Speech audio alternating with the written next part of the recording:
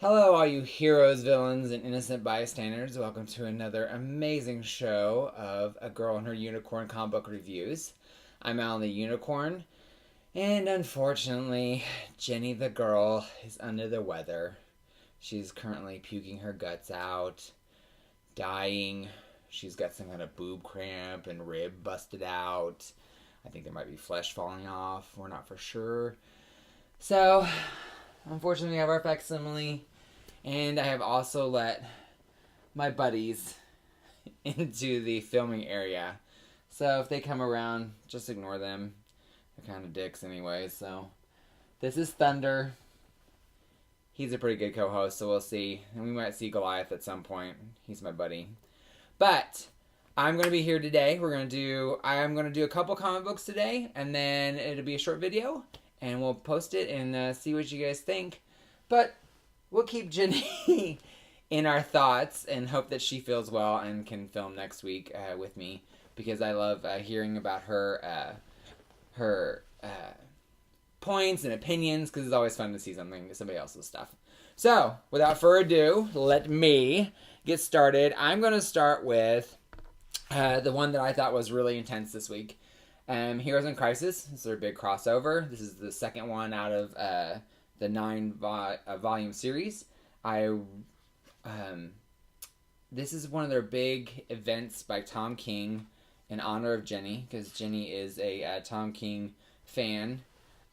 She loves all the Tom King.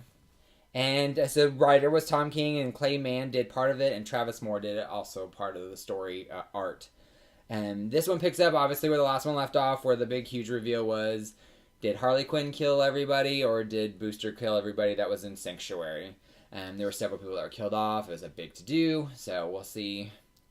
This one doesn't reveal much, but it still gives you enough to kind of hold on. It starts off with Harley Quinn kind of going to the Penguin, seeking asylum, seeking a place to go. The Batman doing an autopsy on Steel, which is kind of interesting because Steel has that hard skin, so he ended up having Superman like laser through his chest with his heat vision, which is kind of crazy.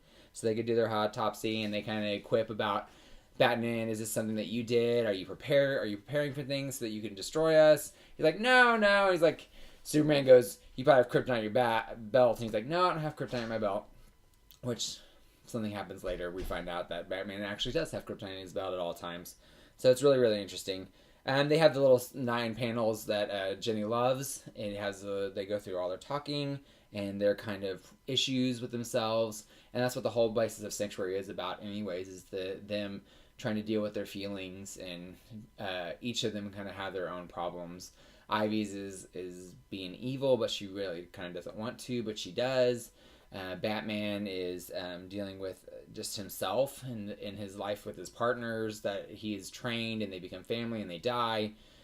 Wonder Woman is dealing with she has to be this goddess, or this big huge deity that she is stoic, she has no issues, so she tends to bite her lip with things, and that's kind of her thing, is she's doesn't want to be that way. She wants to be that vulnerable, but she can't. And Superman is dealing with his dual identity. So it's kind of neat how they do the 9 panels, and they kind of go through and decide. They talk about like their feelings. So Booster Gold's in the field. Skeets has saved him from being when he got stabbed several times by Harley Quinn. Harley thinks he's dead. Harley gets this place to stay from Penguin. And the big 3 show up to try to stop her because they think that she's something to do with it. They're trying to find something to. They're trying to find what had happened. Booster Gold decides that he's going to be like Batman and try to solve the mystery. He's saying, I don't think I did it, but maybe I did, but I'm not for sure. So he doesn't even know. And then Harley basically says that he did it. Steals the lasso of truth from Wonder Woman, ties it around Batman's neck, and is like, how would you take out Superman? He goes, there's kryptonite in my belt, which he brings back up again. And Harley escapes. Wonder Woman goes to her 9-panel confession. Booster Gold finds the Flash, and he tells the Flash, I think I'm crazy, but I'm not for sure, so I'm trying to do the Batman thing where I'm trying to figure everything out. And he goes, and the death of Wally, which is obviously Flash's friend. So Flash comes and finds out really quick and comes back, punches Booster, and they figure out that Flash has got Booster Gold. And Harley kind of mourns the loss of Ivy because Harley and Ivy have always been friends. Even in the old comic books when they brought in Harley, they kind of had this pseudo relationship, not quite explicit. Like they just straight up say that they're together, but they kind of make it out that they are together. A lot of the writers write them like they're together. There's a platonic slash. It's not even like sexual relationship, but it doesn't really go that far. It's interesting, but they've loved each other. So she says goodbye to her and mourns her loss. And then at the end, Lois is talking about Lois is trying to figure out like a line in the paper in her article, and this lady keeps telling her about this stuff in this email or this mail. She's like, "What is all this what is all this stuff?" And then finally she realizes that this girl's talking about that somebody released Arsenal secrets, and so the last 9-page panel is Superman talking about his secret identity. So if all of these tapes come to light, then they're going to end up revealing Superman's identity. So, unfortunately, that's not good. They have a lot of stuff on their plate in this crossover, or this issue, or this series. It's intense. I'm curious to see what they're going to do, if like they're actually going to bite the bullet and do something serious with this, like actually reveal Superman's identity, or are they really going to do something with kill more people off? Are they really going to deal with these problems that they've set up, that Tom King has set up? And I really hope so, because it's actually really interesting, really, really great series. So I'm hoping that they continue on this path. I really, really enjoyed it. The art is stunning. Clayman is such... His art is so neat. It's kind of a sketchy / realistic art, which I really, really love. And then Travis Moore adds in just this little touch of... His isn't that much different, but it's neat to see the juxtaposition of their different art styles. They kind of play off of each other. Where Travis is a little bit more of a boxy, and then Clayman is a little bit more smooth, I feel like, in some areas. So it's really neat. You really can't tell that they're different artists, except for the fact that you know that they are. It does kind of flow well in the book. I'm definitely along for the ride. I'm excited about this series, because I really hope that, like I said, they give Tom King the freedom to actually do what he wants, whether that be kill off more people or kind of break these people down, because they've been such these heroes. So I'm excited. So I'm definitely going to pick up the next issue.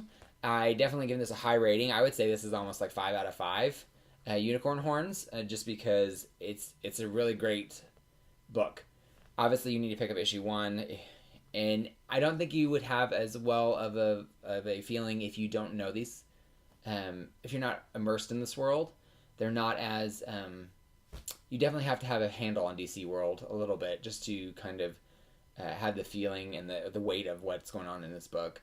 If you don't, you may be a little bit lackluster, but it's still a good story. It's still really fun and interesting. So I definitely give it a high rating, 5 out of 5. If you're not reading this series, you need to. It's really, really good. All right. So let's see. I'm going to do... That was a Marvel one. Let's do a Wildstorm. So it's still DC, but a little bit different world with the Wildstorm. This one is just a 24-issue maxi series.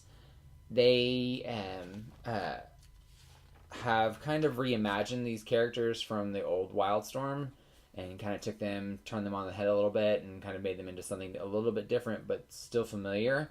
The writer is Warren Ellis, and the artist is John Davis Hunt. And I have to say, like, the writing is really interesting. Their quipping is just so entertaining. I really like the way that they kind of go back and forth, and they have these weird things. And I'm sure Jenny would agree that she would love the way that the dialogue is really, really interesting.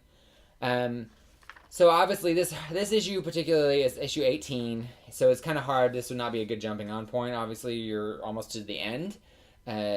So they have the IO is one group of people, and they're trying to fight the other Stormwatch, and the Wildcats or the Marlowe imp. They're trying to fight on different fronts, and they have like a lot of them have power struggles. Each of them has a different character set, so it's kind of interesting to see how the group is playing off of each other. In the beginning, they have the IO group, and they're arguing that their top people are arguing. The second in charge is arguing with the man in charge, saying, if you don't bite the bullet, we should have destroyed the Stormwatch when they hurt one of our people. We should have just we should have punched them. They kick us. We should have punched them and burned down their house. Basically, is what she says. And she says, if you don't have the balls to do it, then you should let Ivana, which is one of the other higher ups. You should just let her do it. And so he's like, just get out. So then it cuts to the space station, Stormwatch, where Weatherman is up there, and he has Hellspot. He is a scientist, a mad scientist, and he's basically, they're talking about some of the implants that they've placed and things that they've done, experiments that they've done in the past, and Benedict's Weatherman wants to he wants to pick it back up. He's like, hey, this may be a weapon that we could use later on. And then the other group is the Authority. They get named in this group, in this comic book particularly. And it's got the Doctor and Jenny Sparks, and they form in this team. They're kind of a almost unaffiliated team. They're just they're there to help stop people to save the world. The other teams kind of have their own agendas, and then but this particular Authority team has they're more of a save the world kind of people. Let's stop everybody, So they're kind of getting their team together. And then there's Lynch. He is trying to get an old team. In the old books, it would have been Gen 13, but it's Gen 13's parents. He's trying to find them, and he realizes all of them have had children. So they're implants, and they were part of this Thunderbook thing, and this Thunderbook experiment, and they all got powers together.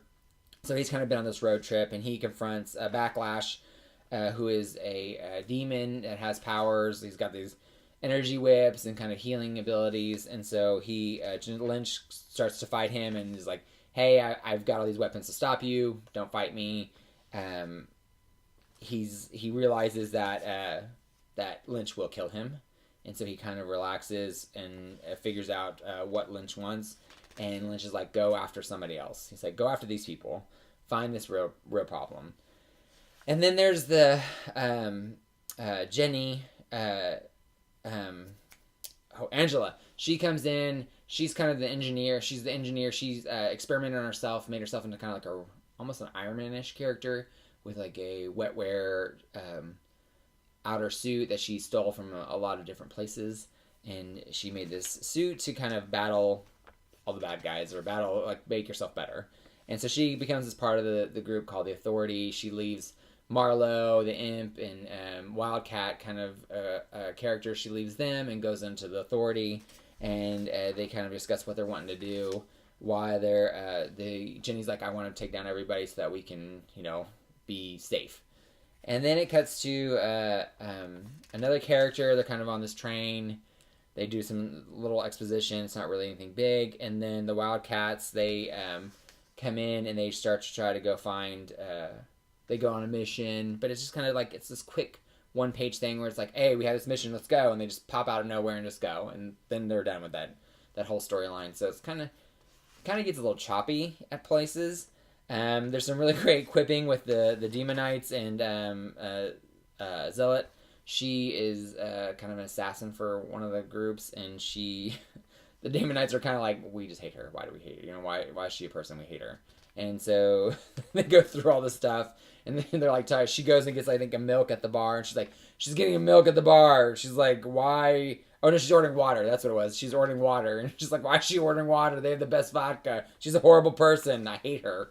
And so they obviously don't like her. And then it cuts to Weatherman talking again about the experiments with his right-hand person, and he's basically, he's decided that he's going to use all these people to destroy the world or take over and control everything, because he doesn't want to no longer be in the sky. So this particular issue is, I've kind of had a back and forth relationship with this particular series, just because they've had 24 issues and they're at 18 and they haven't quite finished. Like they need to get it going. They only have a few more issues for stuff to happen and it should be already there.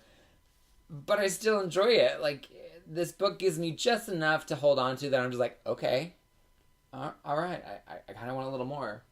Don't you think? You want a little? See, she wants a little more too. She's the same way. She just doesn't understand. She wants to understand that what's going on. So I almost wish they would finish with all the setup, because it still feels like they're setting up after issue 18. They're still setting up the people. They're still setting up where they're going, and they haven't got forward momentum with where everybody's going. And it's a big cast. There's a lot of people. There's Io. There's Stormwatch in the sky. There is Wildcats in the kind of trenches that are kind of espionage, with trying to destroy Io from underground where they don't get seen. And then there is the Authority, which they're kind of like, we're gonna take them all down. We're gonna destroy them all. And so it's interesting to see how they go through everything with this big cast of characters and how they've reimagined them. But they should be further along than what they are, because I feel like sometimes they focus on little things. And like this particular issue is pretty choppy. Like they show this one cast and they're like, hey, we're going on this mission. Then they show this one cast and they'll do one thing and then that's it. And it's kind of like they could have cut some of this other stuff out. So overall, I would give it a 4 out of 5 just because I've actually enjoyed the reimagining of the characters. I really like the dialogue and the art. The art is it's awkward. Like, it's not the best art I've ever seen, and they look really kind of odd. It's almost like a Doug Monk art where he did, I think he's getting ready to do detective comics, and he has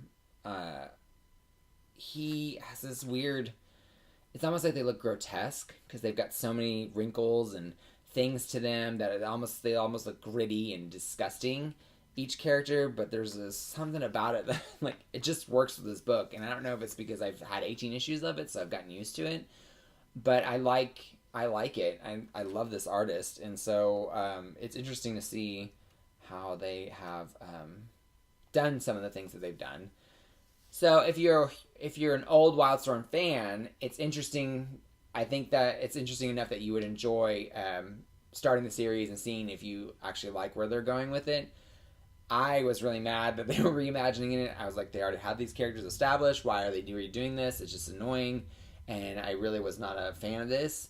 But since I've been reading, I've become a fan of the reimagination of each of the characters, because they really have done some interesting things with them. So I would, like I said, I give it a 3 out of 5. It's a fun read. So see if you enjoy. Try it out. It won't hurt. So we've done some DC. So let's do Marvel. So Extermination. If you are not reading this, or if you're not an X-Men fan, this may not be as interesting for you. But this is the part 4 of 5. So there's one more issue after this. And then this issue, they continue on. Last issue, they had tried to kill. They're trying to get the time-displaced original X-Men back to where they were, and they're trying to save them from Ahab, who's come from future, who wants to kill the X-Men, the original X-Men, to stop their timeline to kill mutants. And they're also trying to stop the young Cable from capturing all the original X-Men, because they're not quite sure what they're doing with them until this book they actually find out. So it starts off with Ahab, and he finally finds Jean Grey's hideout, and they go after Jean Grey's team has Cyclops, the young Cyclops, the time displaced Cyclops. Then it comes with Cannonball coming in, and he has Shatterstar, who has been turned into a hound, which is like a mindless kind of mutant creature trying to just destroy things. And he comes to the X Mansion and finds it in ruins. Everybody's trying to pick up the pieces. They all kind of talk about, they realize how the hounds are being made, and they are trying to stop it. And then they're like, well, where are the X-Force people? Because Cannonball came from them, and so he ended up trying to find the other X-Force people. So the other X-Force people are trying to find Cable, and trying to find the original X-Men, which that's what happens in the next panel. They find the young Cable, and they're trying to stop him. The young Jean Grey is with them, or the time displaced Jean Grey, and she finally was like, that's enough. She freezes everybody in telekinetic bubbles, and she's like, we're going to talk. So she starts to talk. This is where they find out that young Cable killed off old Cable because he wasn't doing his job. He needed to save the timeline. If they don't get the original X-Men back to where they're supposed to be, and Ahab kills one of them, then everything will be destroyed. All the timelines, all the good they've done, mutants will die sooner. They'll have plagues, and it'll end the mutant race as they know it. So they realize that he's been trying to save them and get them back to the original time. And then they cut to Jean Grey, and her team is now under the sea with Namor, and they live in Atlantis, and they are trying to protect the young Cyclops. In last issue, he got drowned, so they saved him. Ahab shows up, and he turns part of the team into their hounds, and they start to fight. They're trying to save. They go back. They try to save the young Cyclops. So I have a theory. Here we go.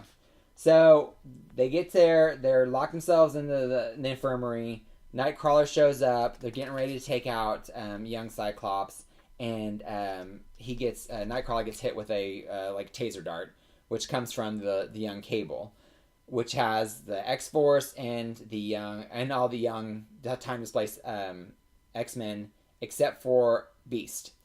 But also in this group is Mimic, which is where the time displaced Angel got cosmic wings. He got his old wings cut off and got these cool cosmic fire wings. But the young Cable took Mimic's wings, which mimics the powers of mutants around him. So he mimicked Angel's wings, original feather wings. He cut them off of Mimic, cut off the cosmic wings off of the time displaced Angel.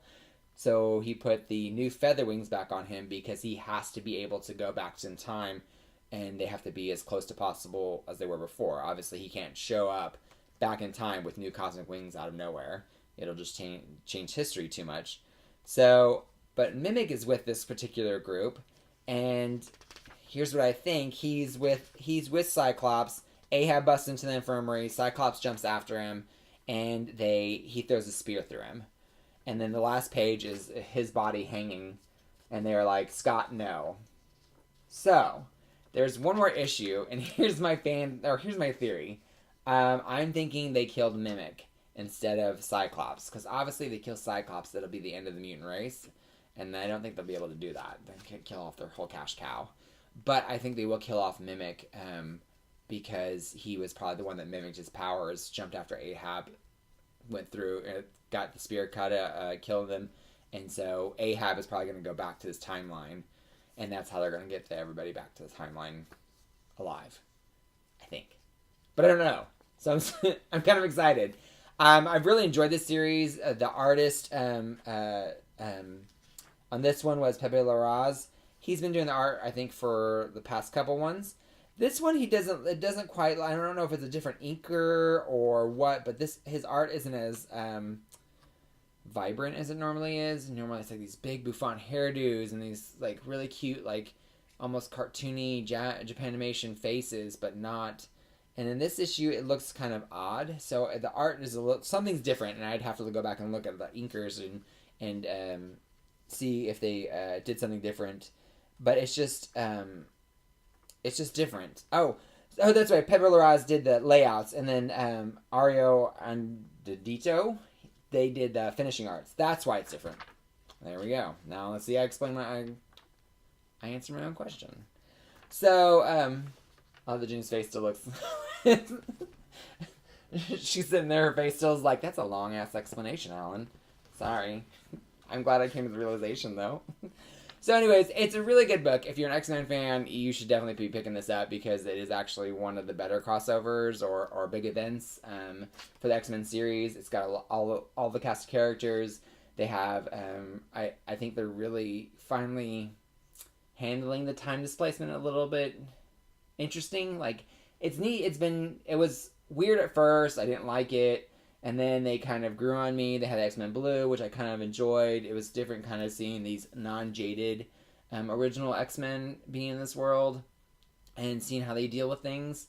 So that was kind of fun, like later on. But at first it was kind of stupid. And then now that they're getting ready to go back, I really like them in this series. Like they've really handled their the time displacement really well. So I actually enjoyed this book.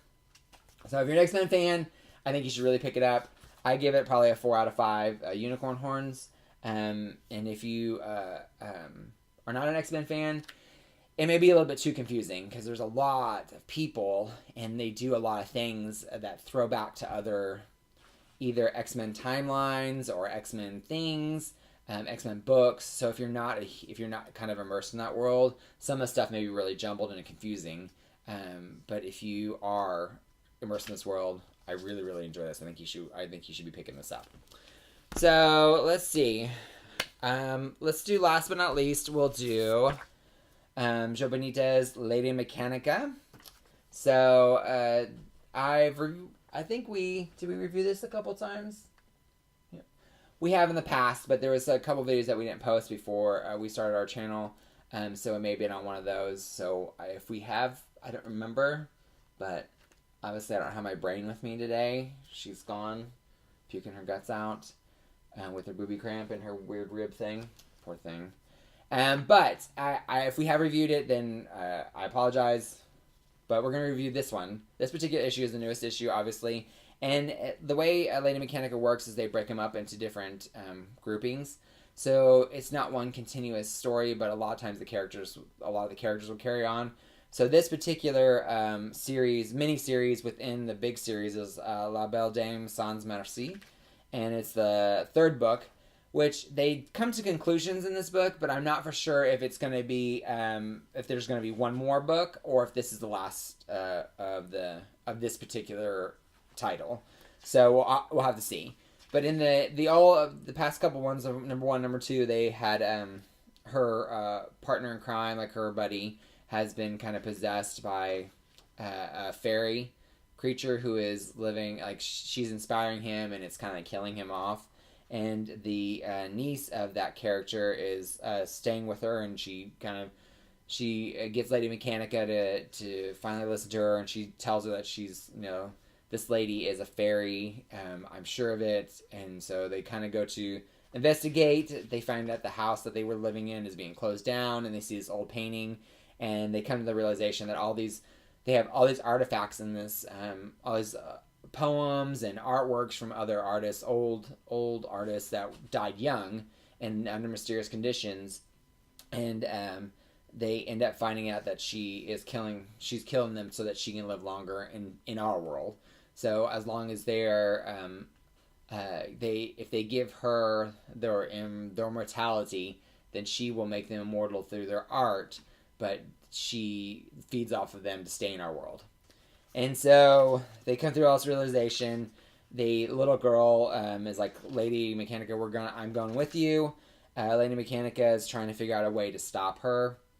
And the little girl is reading all the books and trying to figure out a way to stop her from killing her uncle. And she ends up finding out that iron is the way. So iron is a big thing in folklore for fairies to be, afraid of or hurts them. So she comes with iron bullets and all this stuff. Well, the lady's like, he's not here against his will. He's here because he wants to. I'm trying to make him immortal through his inventions.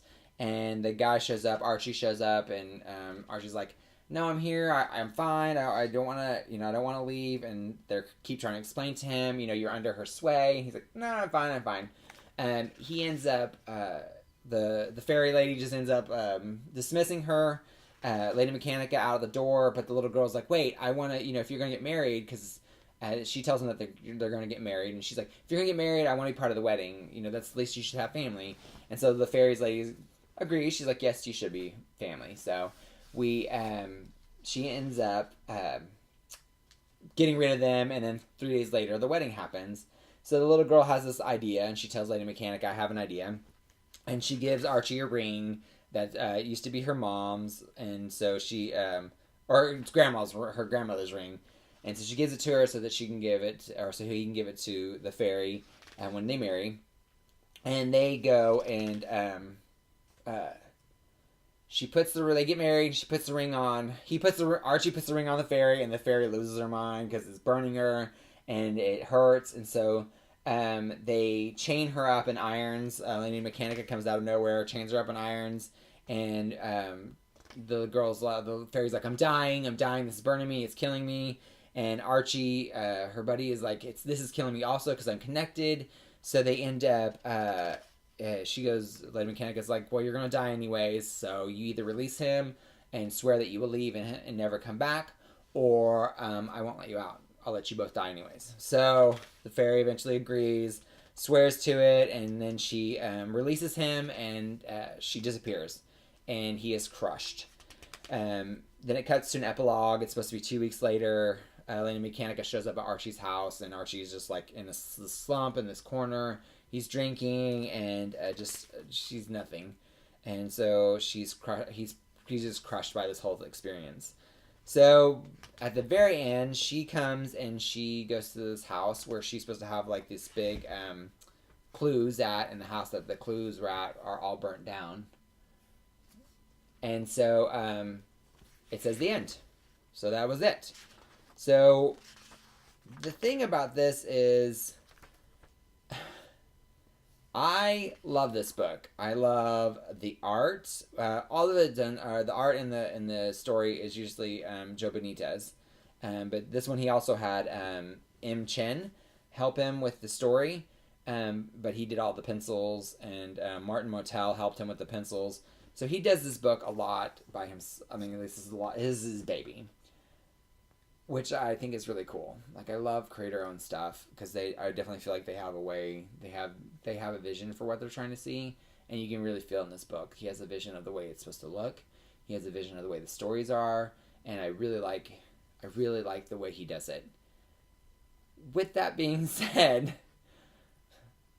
they need to wrap some things up. It's driving me crazy. This is like the 5th or 6th miniseries of this book, and they give us nothing. Like these tiny little, it's like watching Lost. If you ever watched Lost and they answer one question but they leave like 40 other questions that should have been answered 6 years ago, Joe Benitez, please just give us some more. Like, they need to figure out what her origins are.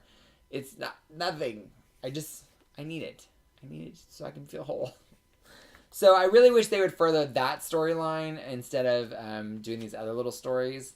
They give us little pieces, but it's not. I mean, it just keeps going on, and it's so hard because it doesn't come out as frequent as a regular book. So it's hard to hold on to, and you really, when it comes out, it's really enjoyable, and it's the art is amazing. The art is stunning. The costumes in here are just amazing. The colors are muted while being also so vibrant and alive. It's a true joy just to read the book, just to look at it, and the lines and the paneling are just so neat. But there are some times that I wish they would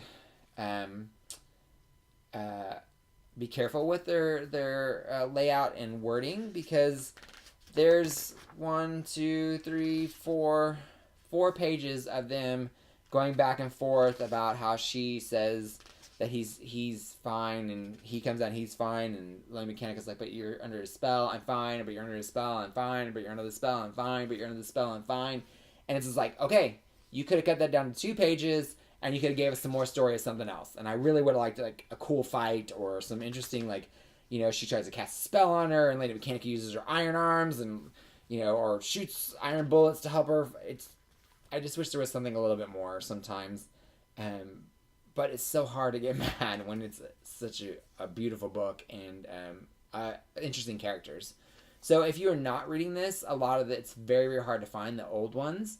But the trades are very accessible, so downloading them or reading them, they are really great. So you should really try to pick it up and see if you like it. So that's where I'm going to end my reviews for the week. But I am going to finish my pull list. We had some really DC heavy pull lists this week. I finally finished. They finished the X-Men Black with the Emma Frost. Finally, they didn't disappoint. Like, this was actually a really decent story. It kind of had a little bit of weight to it, like something really happened in it. She becomes the Black King. So, like, she kind of double crosses the X-Men. It's really good, and I like Chris Bacalo. A lot of people don't, but I love his art. It's so fun. So I really enjoyed this one. And this is the ending of the X-Men Black. They're getting ready to do start in Uncanny, I think, soon. So that one I would probably give a 4 out of 5 unicorn horns. It's actually the only one out of the series that I really enjoyed, art-wise and story-wise. The other ones were just horrible. And they finally finished the Apocalypse story, which I don't even know what that was.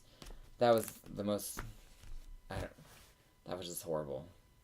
And at this point, Jenny would be like, "You really don't like this," and I would go, "I know. I don't know why I keep." And she goes, "You just want to complete books," and I'd go, "I know. I just."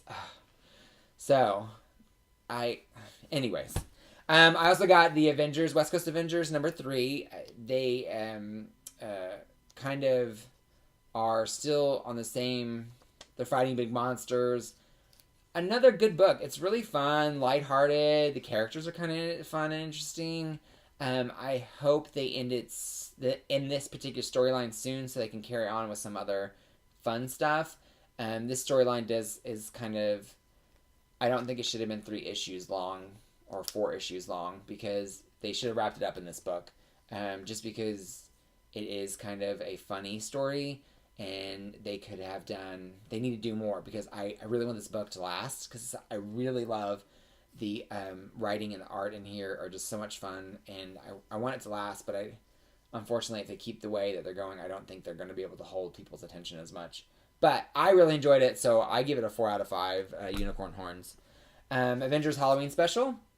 Halloween's over, but they came out with this one, last one, Wednesday on Halloween Day, and it was okay. I lied. It wasn't okay.